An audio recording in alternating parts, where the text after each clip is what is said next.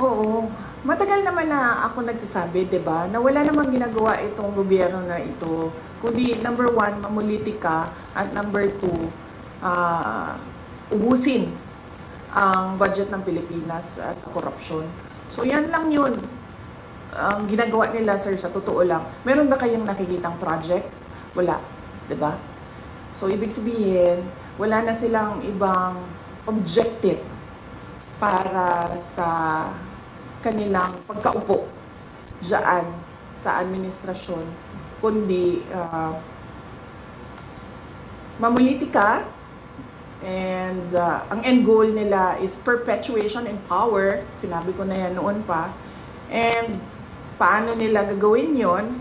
Ay syempre ubusin nila yung kaban ng bayan sa korupsyon. Kasi kung talagang seryoso ang ombudsman sa pag-iimbestiga, imbestigahan din nila yung laptop corruption scandal ng Department of Education. Nandoon si Zaldico. At alam ko yun dahil gumawa kami ng sarili naming investigation sa loob ng Department of Education noong ako ay Department of Education Secretary.